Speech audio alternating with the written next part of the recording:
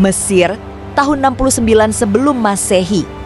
Di jantung kota Alexandria, di tengah istana yang dipenuhi emas, marmer, dan intrik kekuasaan, lahirlah seorang putri dari dinasti Ptolemaios, namanya Cleopatra VII. Sejak kecil, Cleopatra tidak dibesarkan untuk menjadi simbol. Ia dibesarkan untuk bertahan hidup.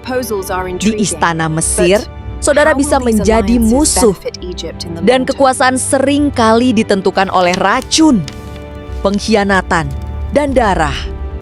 Cleopatra mempelajari bahasa Yunani, Mesir, Latin, dan beberapa bahasa Timur. Ia mempelajari filsafat, ekonomi, dan seni mempengaruhi manusia. Ia tahu satu hal sejak dini. Di dunia yang dikuasai pria dan perang, kecerdasan adalah senjata paling mematikan. Ketika ayahnya wafat, Cleopatra naik tahta bersama adiknya yang masih sangat muda. Namun kekuasaan bersama tidak pernah bertahan lama. Intrik istana berubah menjadi konflik. Cleopatra disingkirkan, diusir dari negerinya sendiri oleh darah dagingnya. Bagi banyak penguasa, pengasingan adalah akhir. Bagi Cleopatra, itu adalah awal. Saat Mesir terpecah, satu kekuatan mengamati dari kejauhan. Roma, kekaisaran terbesar di dunia kuno. Mesir adalah lumbung pangan Roma dan Roma menginginkannya. Cleopatra menyadari satu kenyataan pahit. Mesir tidak bisa melawan Roma dengan pasukan. Tetapi Roma bisa ditaklukkan dengan pikiran, dengan cara yang legendaris.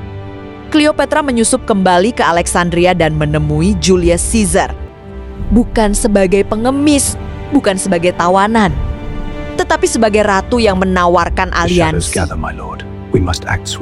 Caesar tidak terpikat oleh kecantikan semata. Ia terpikat oleh kecerdasan, keberanian, dan ambisi Cleopatra. Aliansi pun terbentuk. Cleopatra kembali ke tahta Mesir. Dari hubungan ini lahir seorang anak Caesarion. Bagi Cleopatra, ia adalah pewaris masa depan. Bagi Roma, ia adalah ancaman. Namun kekuasaan Roma tidak pernah stabil. Julius Caesar dibunuh oleh kannya sendiri.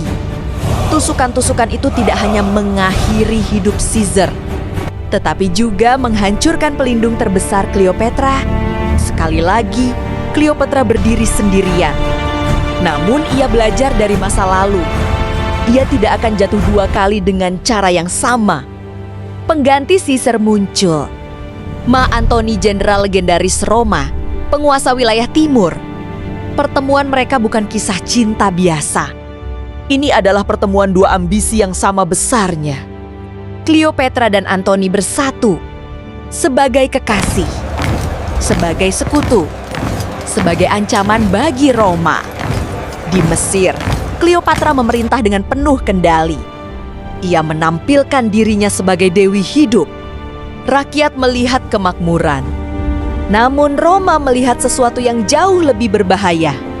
Seorang wanita yang mampu mengendalikan para pemimpin Roma. Di Roma, seorang pria lain bangkit. Octavianus, keponakan angkat Julius Caesar. Tenanggi dan sangat mematikan. Octavianus tidak menyerang dengan pedang. Ia menyerang dengan propaganda. Cleopatra digambarkan sebagai ratu asing yang memikat dan merusak pemimpin Roma. Mark Antony dituduh mengkhianati bangsanya demi seorang wanita. Perang tidak diumumkan terhadap Antony. Perang diumumkan terhadap Cleopatra. Tahun 31 sebelum Masehi, di perairan Actium. Dua kekuatan terbesar dunia kuno berhadapan. Armada Roma melawan gabungan Mesir dan Timur. Pertempuran pecah. Laut berubah menjadi neraka. Api, asap, dan kehancuran memenuhi cakrawala. Di tengah kekacauan, Cleopatra membuat keputusan yang menentukan segalanya. Ia menarik mundur kapalnya. Bukan karena pengecut, melainkan karena harapan terakhir untuk menyelamatkan Mesir.